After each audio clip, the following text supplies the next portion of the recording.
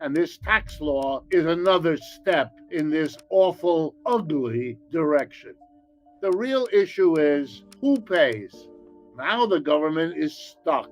It's going to find people that the Republican Party doesn't like.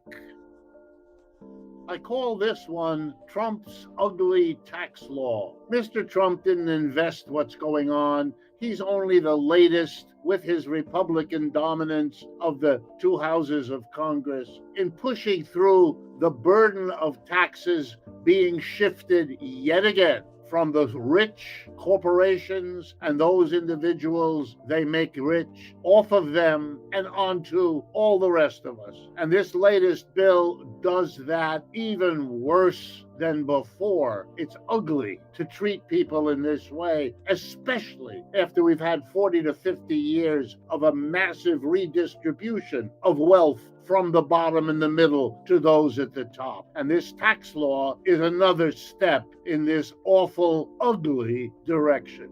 There are two sources of the taxes that find their way to the federal government. One of them are the taxes paid by businesses, a profits tax. And the other tax is on you and me, on working people. It comes out of our salaries and our wages when we earn them, when we spend them. The real issue is who pays? Corporations and the rich on the one hand, or all the rest of us on the other. Right after World War II, when corporations and the rich were required to pay significant amounts of taxes. Oh, it's not that they hadn't shifted on to us beforehand. They had. No sooner was an income tax passed early in the 20th century than corporations and the rich went to work across the entire last century to shift it. But as late as the 40s, 50s, 60s, and 70s, corporations and the rich paid significant amounts. They don't anymore. Here's how it went. First, the corporations and the rich used their wealth to make donations to the politicians, to hire the lobbyists to work on the politicians who get elected, to change the law, to cut the taxes that they have to pay, starting in the 1960s and 70s and dropping progressively after that. Now they are at about as low as they have been. Mr. Trump gleefully provided another big tax cut in the December 2017 show in Washington. And the ugly tax law just passed is yet another step beyond the first step Mr. Trump took to cut the taxes of corporations and the rich. When the government does that, it then has to follow suit by accommodating the cut in taxes it's given to corporations and the rich. And how does the federal government do it? It finds somebody else to tax, or it cuts spending on you and me. It dare not cut the spending on the corporations and the rich, because that's why corporations and the rich give them all that money to get into office so they don't mess with corporations and the rich. So over the years, the taxes on us somehow find a way of going up, whereas the taxes on corporations and the rich go down. But if you cut taxes on corporations and the rich, and if you raise them on the rest of us, you get a tax revolt from the people. And we've had that in America for the last 30 or 40 years. Doesn't work all the time, but it puts a limit on how much the government can tax us. We're not willing to sit there and be patsies as the corporations and the rich get one humongous tax cut after another. So now the government has limits. It can't cut on us, the people. It can't get more taxes out of us. So what does it do? First defense is to borrow money. That way the government doesn't have to tax the corporations and the rich, and it doesn't raise our taxes as much as might provoke a revolt, and it solves the problem by borrowing.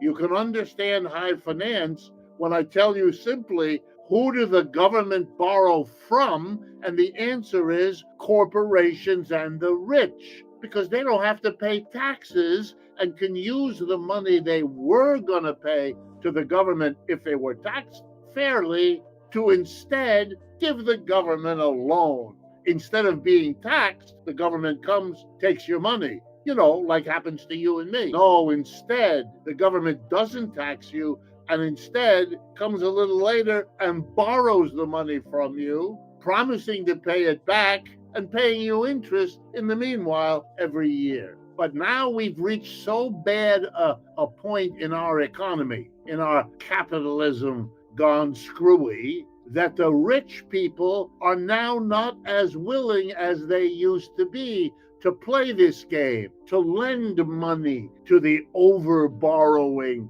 federal government. That's why the credit agencies, Standard & Poor, Moody's, and Fitch's, have lowered the credit rating of the United States below AAA, what some other countries get. It's not as safe to lend to the United States. Why? Because it has borrowed so much. And why is that? Because corporations and the rich use their politicians, the ones they donate to and own, to make sure they don't have to pay. And they're happy to borrow, but not so happy now because the government is so deeply in debt that they don't want to lend the way they used to. Now the government is stuck. What is it going to do? And the answer is it's going to find people that the Republican Party doesn't like. And that's what's interesting about the new big Trump ugly tax law. Let's take a look. The tariffs are the big thing that's new in the world of the government's taxing. But of course, it really isn't new. Tariffs have been part of American history from the beginning. But tariffs are now important because it's the only way left for the government to raise some money. And let's see who will end up paying it. A tariff is a tax on goods that are brought in to the United States. They have to be paid by the businesses who bring in goods. Walmart that brings in the goods, or Amazon that collects goods from around the world and then shovels them to you. All the companies that make things in America that have parts that have to be brought from around the world. For example, all of our automobile companies, all of our appliance companies, those that we have left.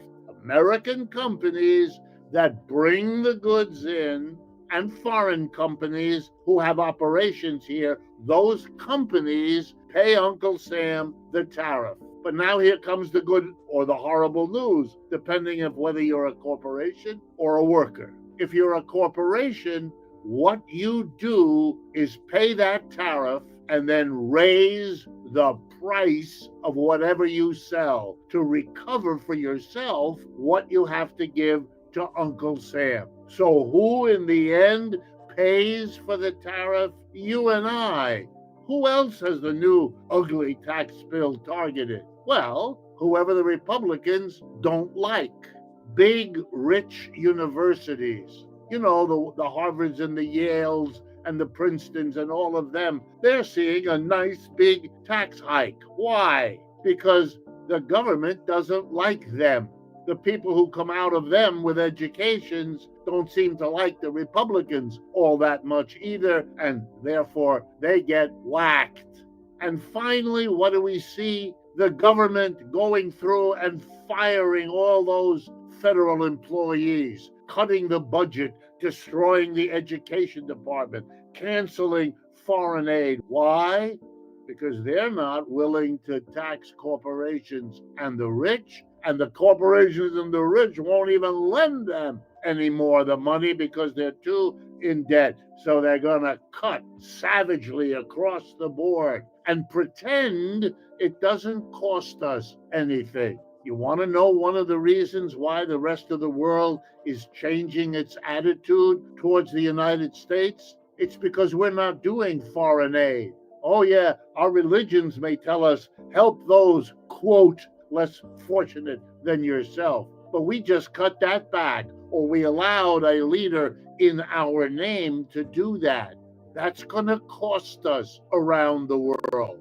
We are not in the position we were. And this tax cut panders to the richest amongst us at our expense. And let me assure you, the prices will be going up to make us pay for all the circus of tariffs that Mr. Trump has been treating us to over the last 6 months.